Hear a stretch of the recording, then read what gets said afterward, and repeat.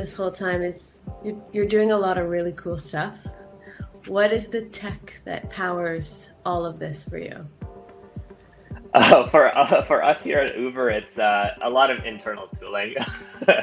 It's my least favorite part about big tech. This is my first big tech experience, and so we use Presto and Hive, and then all that bubbles up into our internal data warehouse.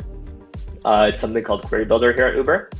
And then we write all of our queries there. Right now, what we're doing is we're visualizing things through, we're using Google Data Studio, and we're using Tableau. We currently don't have any form of like a self-serve tool that allows people to go in and build some basic reporting themselves. And so those are tools like Amplitude or Mixpanel. We're currently looking at onboarding and working with those partners. But that's how it is at Uber. In the past, when I was consulting, one of the great things about consulting is you get to use all kinds of tools.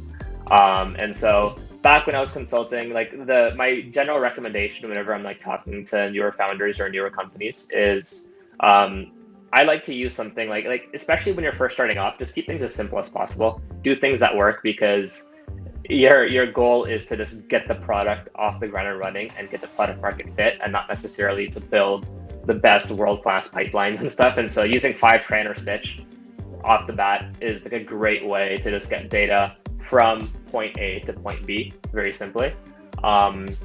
Using warehouses, I personally really like Snowflake, but Redshift is awesome, BigQuery is awesome. There's a bunch of great products, and so whatever you choose isn't necessarily wrong. It's about whatever fits your needs and your budget best. I like using Airflow and dbt as a way to kind of orchestrate that data, and kind of I look at these tools kind of as like air traffic control for data. How do you tell data to do this and then that and then that, and how do you kind of model all of this? All of that happens in dbt and Airflow. And then from there, it's all about how do you actually visualize and make use of this data. And so I like a combination of tools. Usually something like Amplitude or Mixpanel is great for like self-serve high-level analytics. I really, really, really like Looker. Looker's a great product. I haven't used it in the last year, unfortunately. And so I'm curious to dive in and see what they built in the last year since Google bought them. But Looker is a great tool. I think why I really like Looker is a lot of these tools that have drag and drop functionality.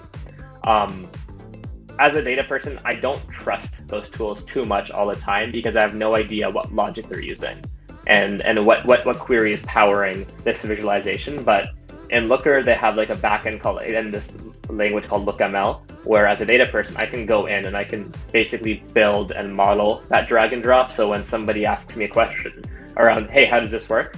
I can just tell them because I'm the one that built how it works. And so it's very easy to audit and look back and tell people how it's functioned. And then something like Tableau is great for like a high-level executive dashboard. And so usually that's like the general landscape of tools that I like to use and recommend.